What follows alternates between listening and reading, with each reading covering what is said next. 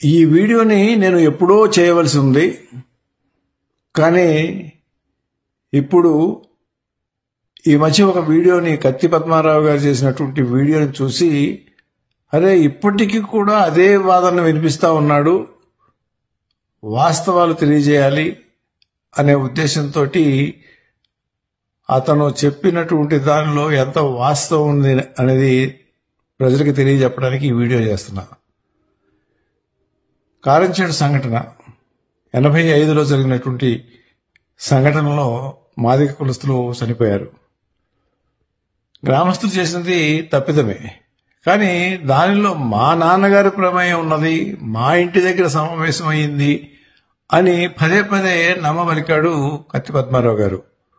ఇది కేవలం ఆయన స్వార్థంతో, ఆయన ఒక ఉద్యమ నాయకుడిగా బలపడటానికి, ఆ రకంగా ప్రచారం పొందటానికి ఆయన చేసినటువంటి ఒక చర్య.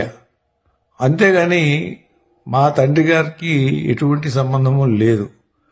ఆ రోజు యాక్చువల్గా మా తండ్రి గారు హైదరాబాద్లో ఉన్నారు. 10 గంటలకి కారంచేడు వచ్చారు. ఇది ఉదయం 9 గంటల 8 గంటల ప్రాంతంలో జరిగింది ఈ సంఘటన. ఈ సంఘటనకి మా నాన్నగారికి సంబంధం ఏంటో నాకు అర్థం కాలేదు.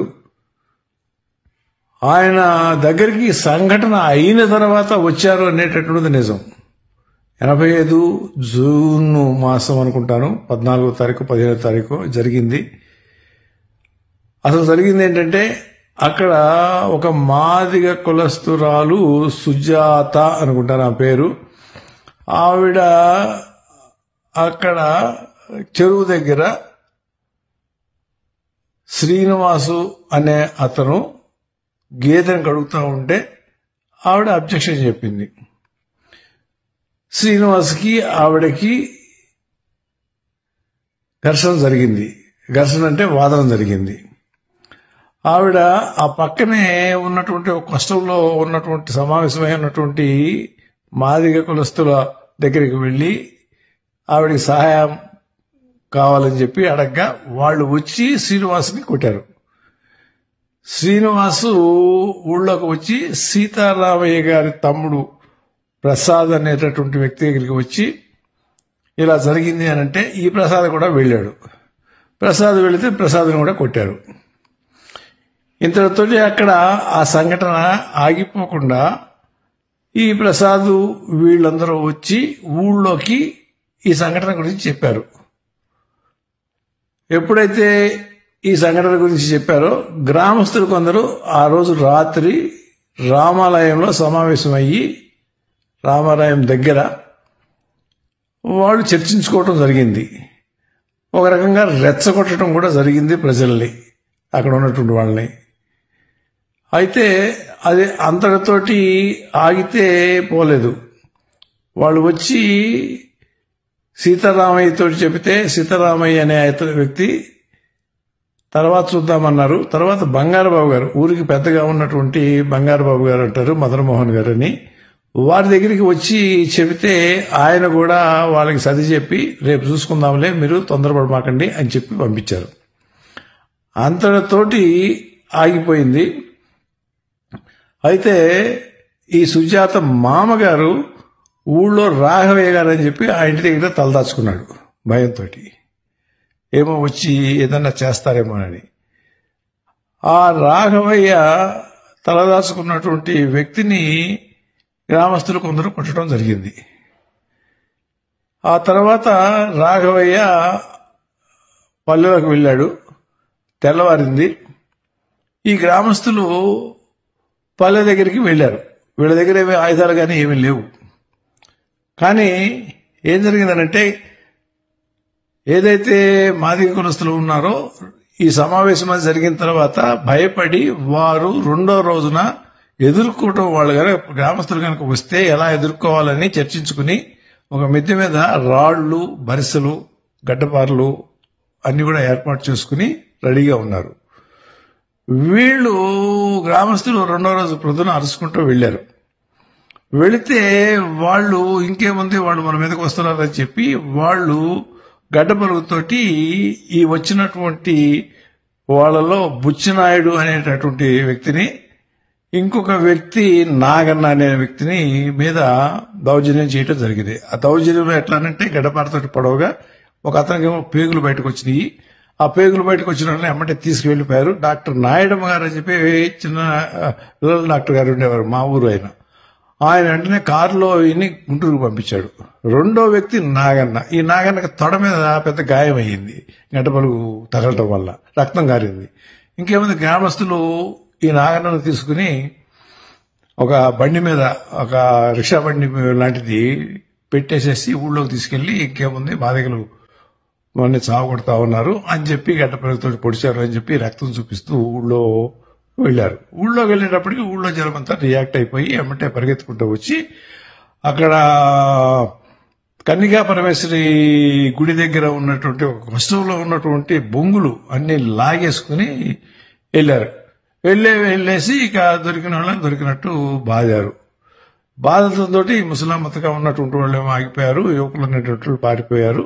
ఇది జరిగినటువంటి సంఘటన. ఆ సంఘటనలో 4-5 చనిపోయారు. ఆ చనిపోయిన తర్వాత ఈ గ్రామస్తులు ఈ కొట్టినటువంటి వాళ్ళు ఈ చనిపోయారు అనేటటువంటి తెలుసుకుని అప్పుడు మా నాన్నగారు ఇంకా ఊళ్ళో లేరు. ఆయన 10 గంటలకు ఇంటికి వస్తే 11 గంటల ప్రాయంలో ఇంటి దగ్గరికి వచ్చారు వాళ్ళు.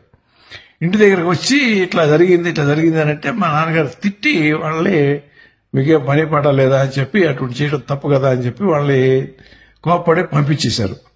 వీళ్ళు మదన్ మోహన్ గారి దగ్గర కూడా వెళ్లారు. మదన్ మోహన్ గారు కూడా ఆయన ఊళ్ళో పెద్ద. ఆయన దగ్గరికి వెళితే ఆయన కూడా చేయడం తప్పు, మీరు చేసింది అని ఖండించి పంపించారు. ఇది జరిగినటువంటి విషయం. దీనికి మా నాన్నగారికి సంబంధం ఎలా అడ్డగడతారు? కత్తి పద్మారావు గారు పదే ఇదాన్ని ప్రచారం చేసి చివరికి మా నాన్నని చంపించడానికి కారణం అయ్యాడు కత్తి పద్మారావు గారు. ఆయన ఉద్యమం నేతగా ఆయన ఒక ఇన్సిడెంట్ ని చూపించి, రామారావు గారి బంధువు కాబట్టి ఆ ప్రాంతంలో ఒక అమ్మవారిలో కొద్దిగా పెద్దగా తలకాయగా ఉన్నటువంటి వ్యక్తిని ఈ విధంగా గనక మనం టార్గెట్ చేస్తే ఉద్యమం బలపడుతుంది, తన నాయకత్వం బలపడుతుంది అనేటటువంటి ఒక స్వార్థంతో చేసినటువంటి కార్యక్రమమే కానీ మా నాన్నగారికి ఎటువంటి సంబంధం లేదు. నేను ఎప్పుడైనా చెప్తా ఉన్నాను, ఆయా ప్రాంతంలో అటువైపున ఎన్నో కొంగలవారు ఉంది, స్వర్ణ ఉంది, కారంచేడు ఉంది, ఇడపలపాడు ఉంది, రంగప్పనాయుడు వారిపాలెం ఉంది, లేకపోతే ఇంకా సంతనావరం ఉంది. మాదిగ కులస్తులు, మాల కులస్తులు పల్లెల్లో ఎక్కడికైనా వెళ్లి మనం చీరాల ప్రాంతంలో కూడా, ఎందుకంటే కత్తిపద్మారావు గారు చీరాల ప్రాంతంలోనే ఆయన పుట్టి పెరిగాడు అనేటటువంటి కూడా నాకు తెలుసు. ఆ ప్రాంతాల్లో ఎక్కడికైనా ఇప్పుడైనా వెళ్లి మా నాన్నగారి మీద, నా మీదో, దళిత వర్గాల వారు ఎప్పుడైనా ఏ విధంగా మా ప్రవర్తన ఉన్నది ఆ ప్రాంతంలో, ఎప్పుడైనా వాళ్ళని దూషించడం కానీ, వాళ్ళ మీద ద్వేషించడం కానీ, లేకపోతే వాళ్ళకి ఇబ్బంది కలిగించడం కానీ జరిగింది అని చెప్పేటటువంటి అవకాశం లేదు. ఆయన వస్తే నేను తీసుకువెళ్తాను, ఎక్కడైనా ఒక్కచోటైనా. లేదు ఆయనకి నాకు కావాలంటే మీరు బ్యాలెట్ పెట్టండి పల్లెల్లో, నాకు బ్యాలెట్లో తప్పకుండా 70-80% నాకు ఓటు 2 పల్లెల్లో కూడా ప్రతి గ్రామంలోనూ వేసేటటువంటి అవకాశం లాగా మా యొక్క ప్రవర్తన ఆ ప్రాంతంలో ఉన్నది ఈనాటికి. ఎంతెందుకు విజయనగర కాలనీ అని చెప్పి ఈ మా దగ్గర ఎవరైతే బాధితులు అయ్యారో తర్వాత మా ఊరి నుంచి తీసుకెళ్లి చీరాలలో ఒక ప్రాంతంలో వాళ్ళందరికీ హౌసింగ్ ఏర్పాటు చేసి విజయనగర కాలనీ అని చెప్పి అది ఒక పంచాయతీలుగా ఏర్పాటు చేశారు. ఆ పంచాయతీలో 91లో ఎలక్షన్ జరిగింది. అంటే పంచాయతీ ఎలక్షన్ కాదు, పార్లమెంట్ ఎలక్షన్. నేను అభ్యర్థిని. ఎవరికేశారు ఓటు? 70% మంది ఆ పంచాయతీలో, ఇది ఈ బాధితులు సహాయార్థం ఏర్పాటు చేసినటువంటి కాలనీలో నాకు ఓటు వేశారు. అక్కడ మోహన్ రావు అనే సర్పంచ్ ఇప్పటికీ ఉన్నాడు, కనుక్కోవచ్చు. ఆయన నేను వెళితే ఆ ఊర్లో వాళ్ళంతా స్వాగతం పలికి నన్ను ఊరేగించి తీసుకెళ్లి ఓట్లేసి నన్ను గెలిపించినటువంటి విధానం ఆ ప్రాంతంలో ఉంది. ఇది వాస్తవం అయితే దీన్ని అంతటిని కూడా పక్కన పెట్టేసి ఈ పద్మారావు గారు ఇంకా సరే గతంలో అయిపోయింది అనుకున్నాం, మళ్ళీ ఇప్పుడు మళ్ళా ఫ్రెష్ గా మొదలుపెట్టినటువంటి నేపథ్యంలో నేను ఈ యొక్క వీడియో చేస్తా ఉన్నాను.